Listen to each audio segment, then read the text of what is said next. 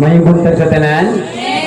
Salay ko ng Diyos na padayon ta niya na ginablas o padayon ta niya na ginaupanan sa ato ang battle. Diyan ito pagtindog ang tanan. Na kay Bible, please open it the book of Psalm in chapter 27 verse 1. In Psalm 27 verse 1, ang Ginoo mao ang akong kahayag o ang akong kaluwasan, kinsa man ang akong kahadlukan. Ang Ginoo mao ang akong salibdanan sa akong kinabuhi, kinsa man ang akong kalisangan. Ninibang panahon na mga igsoon, kumusta ba ang atong kahimtangan? Kumusta ba ang ato ang financial, ang atong spiritual, ang atong pamilya? May mga times atong kinabuhi na ma-challenge ka, diya si mong pagpangalagad sa Ginoo, right? The same sa relasyon. Ma-challenge sa mag-asawa kung naay sila mga panag-away, panag-winkle. Pero dili sila mubiya tungod kay naa sila ay commitment. The same sa pagpangalagad sa Ginoo. Ang atong mensahe karon na gayon, difficult times. Kung tanaw nato ang propesya ni Apostle Paul through Timothy and 2 Timothy in chapter 3 in the last day or chapter 4 na lisod kayo na tungod sa panginabuhi tungod sa nature o batasan sa mga Kristohanan. So sa atong situation karon na usahay gawa sa mga panghitabo sa atong pamilya o sa atong mga buluhaton napot tay individual na mga difficulty, alright? Usahay mabiyaan nato atong pamilya kay mo ato sa kalugar para lang manginabuhi. At the same time, ma-challenge po atong relasyon sa Ginoo. Sabi na kung layo ka sa imong panimalay o sa simbahan na naanad na anda nimo, yung mga kauban nimo na makita nimo, ma-challenge ka. Either mangita ka o lain nimo na para makapadayon ka sa pagpangalagad, mayon ka magpungkura ko diri kay layo man to amuha.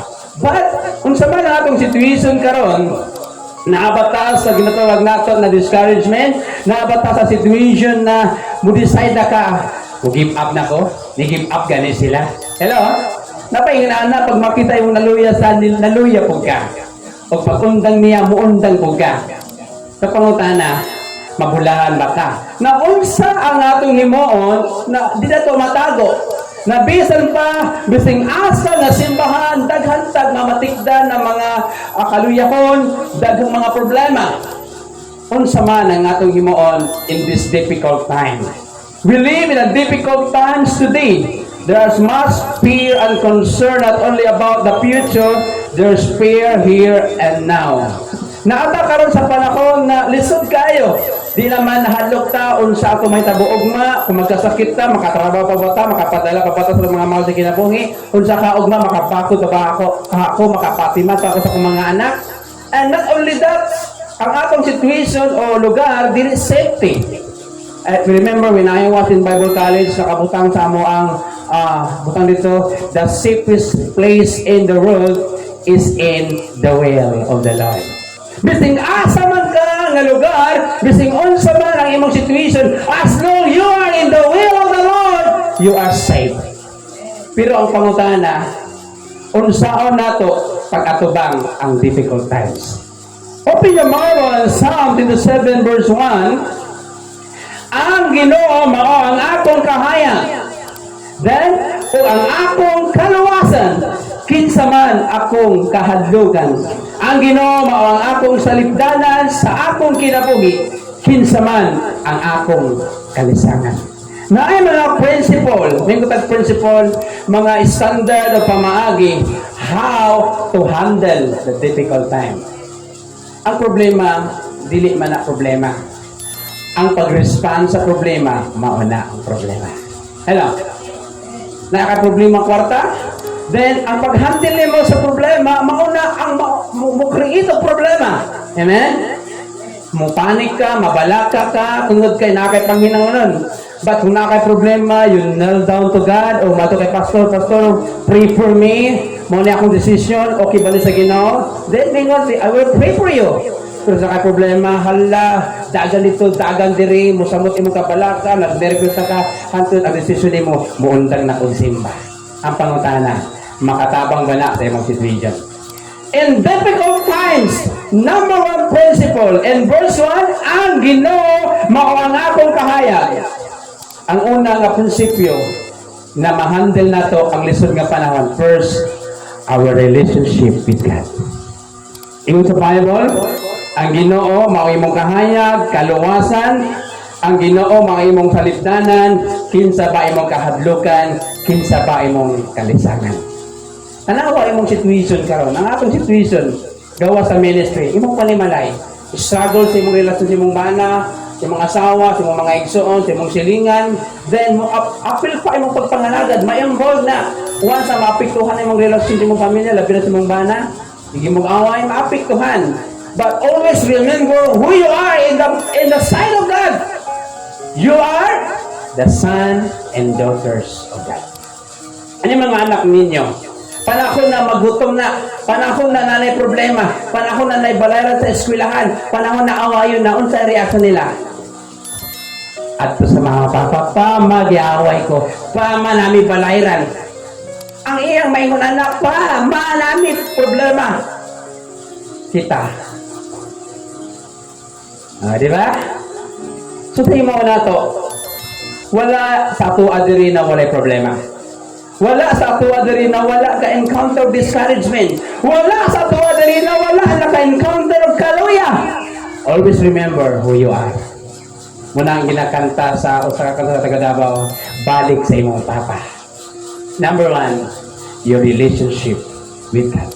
Kinsa ba ang Diyos sa imo, ha? Kinsa ba ang Diyos sa tuwa? Ingon ni David, ang Ginoo mao akong kahayag, ang Ginoo mao akong kaluwasan, ang Ginoo mao akong salipdalan, ang Ginoo mao akong kinabuhi.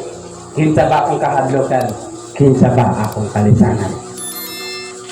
Lisod kayo na di nato matungkad kung kinsa sa katubangan sa Ginoo.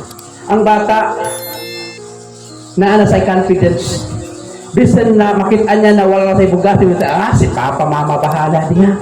Patagal, ang ginikanan, makita dyan na pala na ipakaon.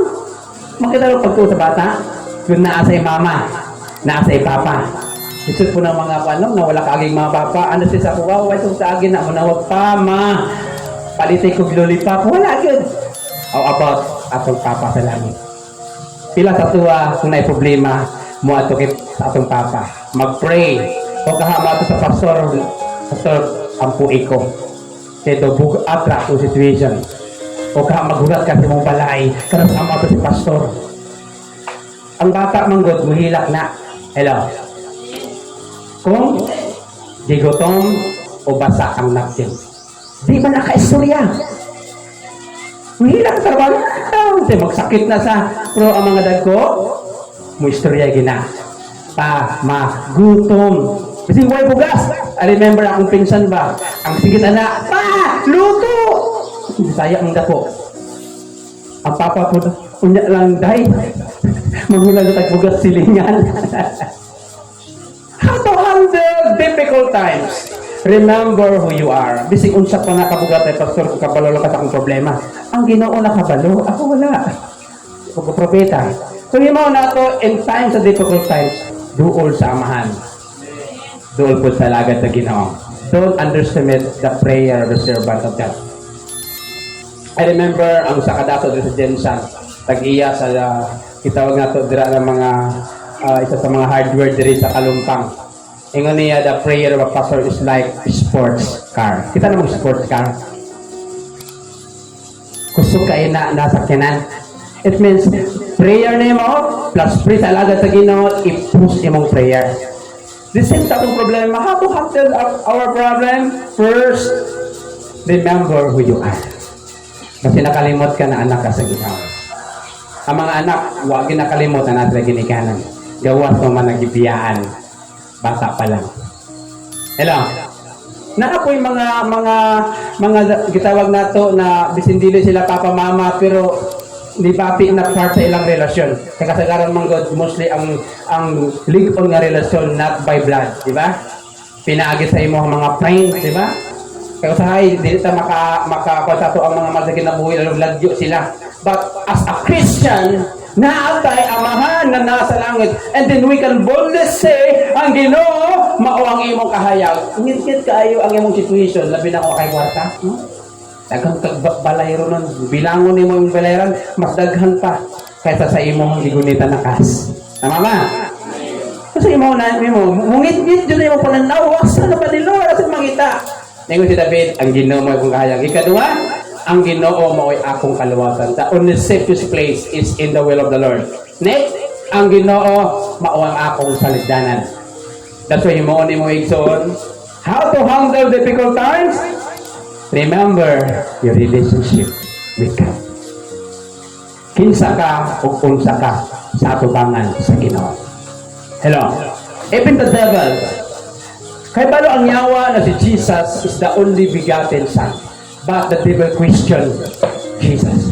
If thou be the Son of God, make this stone turn to bread.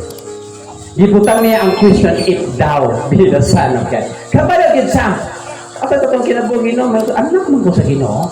Nanong ingon animan kalisod akong lagyan. Kaya di man ka manawa. Hello. Labi na kung kanta ka ng paningkamot ka na makahumag-iswila niya layo ka itong pamilya. Siya matawagon ni mo. Natural ka itong mga duol sa imo ha. This is the pagpangalagad sa Ginoo. So, akong gimoon, how to handle difficult times? My relationship with God. Kinsa ba ka? Natubangan sa Ginoo. Hindi mo kagalingon, I am the child of God. Di ba may kanta, I'm no longer a slave of fear, or I am the child of God. So, muna akong imunig soon. Kanaw na itong kanta nga ito karon, makaluya. Makaluya. Mahal tanan. Kita lang muli nagmahal. Kaya mo na to, always remember kung kinsa ka sa atubangan sa Ginoo. Anak ka sa Ginoo. Inay mong katupad, anak baya ka sa Ginoo. That's right, ayaw luya-luya diha kay anak ka sa Ginoo. How to handle difficult times? Remember who you are. You are the child of God. Say, mating mo na to kay tanaw na to, grabe, walay undan ang mga problema kabalaka. Pero na kay amahan na nasa langit, maningin na mayaman si Papa. Kapa, ikaw atubang anak be, o di ba? Magyawa manuktok, mga problema, ay ka pa, na napod ang yawa, o manuktok na pod. Ipaatubang ang Ginoo. Simulayas ang yawa para kita sa dagway sa Ginoo. This is the foundational. We must have an anchor that hold us steadfast in the most of the storm of life. Maulit sa gitawag na ito na patukuranan na kinanglan na atay angkla na mabulit sa tuwa panahon sa mga bagyo sa kinabuhi. Unsa man ang angkla, kay ang barko pag walay angkla dalon na sa dagko nga balod. Pero kung na kay angkla, it represent your relationship with God. Bisan magtikalbong pa na ang situation, gusto pa si aghon na bagyo karon, di ba? Pag nakakalilason sa Ginoo, makaingon ka, ang Ginoo mao akong kaluwasan, kahayag, kinsa man ang akong kahadlukan. That's why, grabe, ka-confidence si David. Na naman, ang iyang pagtuo sa Ginoo, tungod kay nakahibalo sa, na ang Diyos niya buhi, na ang Diyos niya dili magpabaya, na ang Diyos niya dili mo talikod. Muna makaingon sa, siya ang akong kahayag, siya ang akong kaluwasan, siya ang akong kinabuhi, kinsa man akong kahadlukan, kay kinsa man ako malisang. How to handle difficult times. Remember who you are. Amen? Number 2, open your Bible in verses 2 and 3. Sa diya nga magtigom batok kanako ang mga tigbuhat og dautan. Ang mga nga nagsulti og mga pagpasipala batok kanako ang akong mga kabatok, ang akong mga kaaway, mga pandol og mga pukan. Bisan usa kada kung panons na nagkampo batok kanako, dili ako mahadlok. Ang akong kasing-kasing bisan pay gubat batok kanako, bisan paniini ako masaligon. Ikaduha na principle to handle difficult times. First, your relationship with God. Second, your confidence in God. May usa ka bata na mutawid sila og tulay. Kanya gamay kayo ang tulay. So kinahanglan para makatawid sila kadili pwede mag-aga kay sila kay mga hulog sila. So ang gihimo sa bata ni baba sa iyang amahan.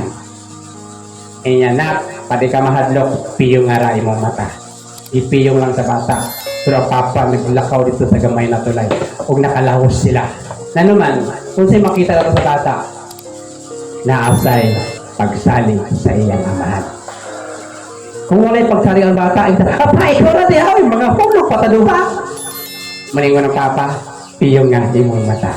Sa panahon na kay problema ko yun, piyong nga imong mata kay mga father sa bahay ko. Di ba? So how to handle difficult times? Our confidence. Di lamang na anak ka sa Ginoo, dapat na po kay pagsalig sa imong mahal. Hello?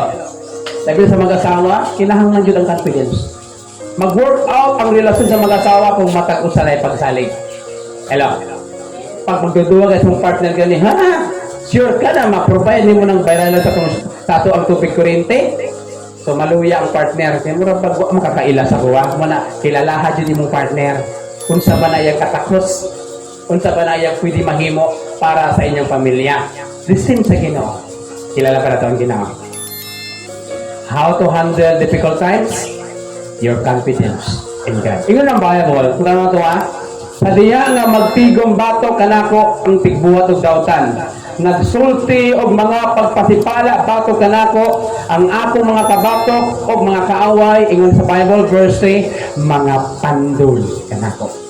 As long wala kay gibuhat, as long gihimo nimo ang will sa Ginoo, pero naagi na makita ang pabising unsa pa ang himuon nimo, naagi na makita ang tao. Amen. Labaw na ka ng imong desire, nalipayon nimo ang Dios, daghan na dili malipay sa imo. Labi na imong pamilya, di ko na malipay. Ang mga picture po nimo, panarabaho dito padala ko sa mua. Sige, active ta simbahan, wa mo kay pagpadala. Di ba? Mauna mag-persecute ka ng imong pamilya. Payo sa Bible, mga pandol sila. Tungod kay, na kay confidence sa Ginoo. Bisan usa kada kong panon, magkampo bato kanako, dili ako mahadlok, ang akong kasing-kasing bisan pa na may gubat, bato kanako, bisan pa niini, masaligon ako. Kumusta itong kinabuhi? Unsa ba ang imuhang gina-encounter karon? Financially? Physically, nagsakit pa ka?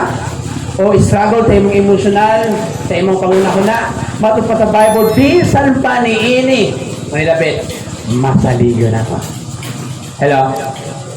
How to handle difficult times? Dapat na kay confidence sa Diyos. Ayaw, wala ayong pagsalig sa Ginoo. Bisan makita ni mo, Lord, naunsa naman niya ang amo ang kinabuhi. Naunsa naman niya ang among buluhaton. Pag naa kay confidence sa Ginoo, maghimog way ang Ginoo. Munang kanta ni Don Moen, God will make a way. Pero ang way na ihatag sa Ginoo, ngadto lang na pagsalig sa iya. Bising unsa pala kalisod, kamahalan palitonon o na-struggle sa sulod panimalay, aslong na kay pagsalig sa Ginoo, mangitag pamaagi ang Ginoo para ma-survive ka. Amen? So how to handle difficult times?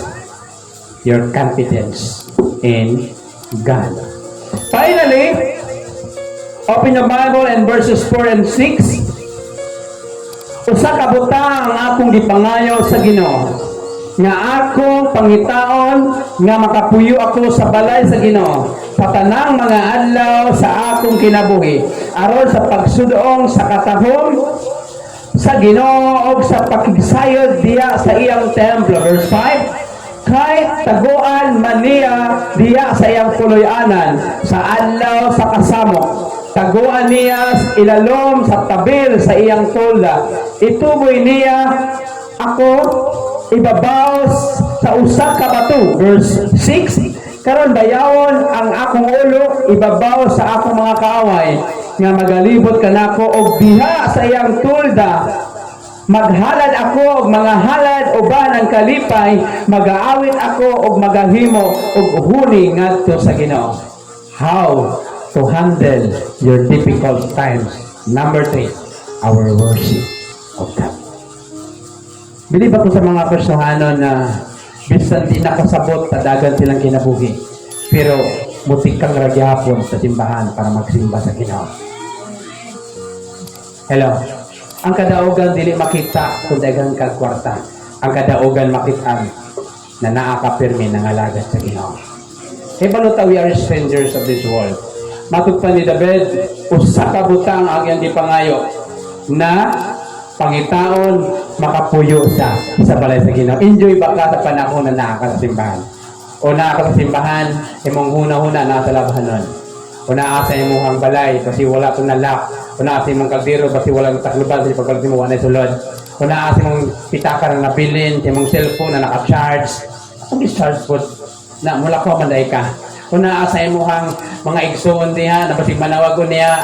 O sa paano nga kabalakan? Pero kung David, ang iyang kalipay makasunod sa palimalay, sa balay sa Ginoo. Hello, malipayon ba kakaroon? Bisin layo imong balay. Niya bupagtas na bako niya, gawali sa pastor. Kung manan na pastor, kainit trabaho niya. Hello. Ikatulong na way or principle to handle difficult time, your worship of God. Ang pag-worship sa Ginoo is not all about Sunday. It is about everything. Bising ka higda ka, bising ka pungko ka, you can worship God anytime, anywhere. Panahon sa problema, just try, just worship God. Hindi iningaw sa Ginoo yung mga una-una na dili makapokus sa problema, kundi mag-focus sa iya. Hindi pag-focus nimo sa Ginoo, mubaha ang solusyon sa Ginoo. Matingala lang ka, malipayo na ka. Hello, pero kung higda lumlumi ang problema, mga anak unya na maglisod, nagkaon na ginawa, tungod mo daghan ang problema. That's why, salamat sa Ginoo sa idea kung nakaabot og malungon. Praise God. Ayaw tambayin imong problema. Sabi na nakatubol sa balay, laglapon. Hello, di ba? Pasuro ka tayo kwarta, ano man tayo mapupukos sa aircon dito, sa biransa dito, magbunabugna dito, ay kalami sa aircon dihe. Nakasabalay mo lala. Na naman, mo balik-balik, imong problema dito. Sabi na ako na kay puutan ng silingan, o palaga ko diya, o di ba abot mo timpla ng kape, o labi kayo. Our worship to God. How to handle difficult time? Your worship of God. And remember, yun ako kanina, ang pag-worship ng Ginoo is not all about one day or Sunday. It is every day. Bisan pa ang situation nimo, kung sa imong kaimtangan, you can worship God. That's why makita nato sa kinabuhi ni David, verse 5. Kahit taguan man niya ako diya sa iyang kuluyanan sa adlaw sa kasamo. So sa himuon nimo sa adlaw sa kasamo, worship God. Kaya pasuli mo kung mo kanta. It's not about singing. It's about your heart. Nakasalamat Lord, kasi sa mga problema, naaka. Hello. Muna mga problema manggod, muna sa ang timailahan na buhit ka. Mga problema manggod, nagapahinundon ka nimo na manawag ka sa Ginoo. Musimba ka sa Ginoo. Kaya kita mga tao, naputay pagkalimtanon. That's why ginarimayin ka sa Ginoo. Muna sa nakalma ka lang, tanawa kung buhok, nipis na lang. Kaya mo na, anak. Napo sa Ginoo, tanawa kung magtanggamin na po. Kaya mo na, di ba? Hello. That's why, kabalaman ko nabuutan pa tanan. Munang baga-baga pa kong buhok. Our worship of God. Verse 5, kay taguan man niya sa iyang kuluyanan, sa adlaw sa kasamok, taguan niya ako sa ilalawom sa tabil sa iyang tulda. Ituboy niya ako ibabaw sa usa ka bato. Panahon sa problema, no, diba, kung kaagi mo nang gabi ka problemado, then you worship God. Nag-change ang imong aura, imong atmosphere, gikan sa imong pagkusmod niya ito sa paghilap. Di ba? Hindi kailangan pagwapa diha. Mupulay mga aping. Muhilap ka na naman. Kitang tao kinahanglan ng outlet. Kinahanglan nato na ata i-voice out. Kailangan nato na muhila. Precious kayo na ang makahilak. Tana naman mabuhin-buhinan ang ato ang pain. Mahimo na ako mo-worship ka sa Ginoo. Then duyan ka dira, di ba kata, ay buti-buti. Then makarealize ka na bisag na kay problema, buhay pa ka. Bisag na kay problema, na apay mga tao na gibutang sa Ginoo. Pero ayaw simbaha ang Ginoo. Lumlumi mong problema. Musamot ka kagamay si mong pananaw. Musamot ka kadesperado. Musamot ka kadiscouraged. Musamot ka kaluya. Then mo decision ka, amo lang may klaro mga lagad sa Ginoo. Pero kung sigang simba, kalamig yun mga lagad sa Ginoo. Then makita ni mga panalangin na naaral si mga tabangan. Maglisod tag pananaw sa panalangin sa Ginoo kung kita mo simba sa Ginoo. Di ba? Tanaw si Kana si Hagar. Sabi yan, kinala niya ang anak na si Ismael. Wala'y tubig. So nagpungko sa bato si Hagar, mingon na lang na iyang gipalayo si Ismael, bali kapatid sa hilak sa bata o lahi iyang gatumong para siya makita kay di siya gusto na makita ang paghilak niya. Then God opened the eyes of Hagar. Nakita niya ang tubig. In the moment the eye na magprita sa Ginoo, God will open our eyes to see the solution. Sa akong situation karon, if we worship God, makita nato maudi ay gikuha. Maudi ay nawala kay naay rason ng Ginoo. Wala ta nanandoy na magamay ta. Wala ta nanandoy na ingon ani ta katagdan. Ang gusto ko pulo ta para lipay kayo. Pero na ay purpose ang Ginoo. Naasay tumong na dapat ma-develop ang atong personal nga pagsimba sa Ginoo. Karon bayawon ang akong ulo ibabaw sa akong mga kaway. Unsa ba sa buti David? In the moment sa itong kinabuhi na natin mga pagsunay, then we worship God. Ang mga tao na naasa palibot na nagdumot sa imo ma-stress na sila. Ay gusto mong nila na mapariya ka sa ilaha, na magkusmut po, mapariya ka sa ilaha, na sig-discourage. So, ingon sa Bible, in verse 6, karon bayawon ang akong ulo ibabaw sa akong mga kaaway. Ikaw pa mismo ang tagaan sa Ginoo, kalipay o kalinaw. In spite sa grabe mga paglutos, grabe mga pagsulay, pero you continue to worship God. Gamanan o daghan, ikaw naman isa diya, you worship God. Muna ang makita ma-handle nimo ang problema. Kaya ang problema usahay, naara po sa to ang pag-respond sa atong makita sa atong problema. Worship is a part of our life. We need to realize that worship is not something that is done on one day. Done on one day of the week. It is be a part of our life. Tinuro ko kanina, dili lang adlaw sa Domingo. Every day, worship God. Then every day, you see the miracles of God. Do you remember King Jehoshaphat? As a king, obligation niya to protect his kingdom. As a king, obligation niya to encourage his people. Kung saan niya pag-atubang the three nations, Amnon, Moab, and Edom, mo-atake batok sa ilaha. Kung ikaw to bilang papa, nagkasakit yung mga anak, napay problema din, napay balayan dito, mag-uisa man ka. So, gihimo the King Jehoshaphat. They choose the singer and worship God. Ang iyang problema, nag-away gilaha. Testingi. Imong problema, magsunumbagi na gilaha. Then you see the solution. Just worship God. Amen? Worship the Lord. Kung makikita nato sa kinabuhi ni King Jehoshaphat, wala kang nagigamit na kusog. Isimba lang sila. Pila kaadlaw sila nagdala sa mga blessing. So, imo nato, when we are in the difficult time, worship God. Yan yung sa pagtindog ang tanan. Ang Ginoo mga igsoon, walay butang na malilog. Kapag ang Ginoo na today na kay dako kayo na ginatupang si mong kinabuhi. Na kay problema na makaingon ka, dili mo ma-share, kay para sa imo di po sila makatapang. So this morning, that realize that is called difficult times. First, imohang ihuna-hunaon ang imohang i-consider kung kinsa ka. Ayaw kalimot, you are the child of God. Ikaduha, how to handle, dapat na kay confidence. Na kay pagsalig sa saad sa Ginoo. Ikatulo, ayaw undanga ang pagsimba sa Ginoo. Bising asa ka mang maabot, bising asa ka mang lugar, dalon sa Ginoo. As kung na kay desire, God will open the doors para sa imo. Para mahimo nimo ang pag-offer sa Ginoo. Dapat na kay desire na magsimba sa Ginoo. Then God open the doors for us. Ay mong itindugan karon. Kung sa ba ang imong difficulty?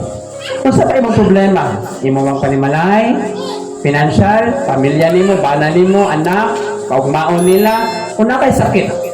So always remember, claim your blessing. Dako kayo panalangin bilang anak sa Ginoo. Na kay right para i-bless sa Ginoo, na kay katungod para ayoon sa Ginoo kay anak man ta niya. Na kay katungod na mangayo kay anak man ta niya. Just grab the opportunity as a child of God. Ina karon Ginoo sa mga Lord, tabangi ko.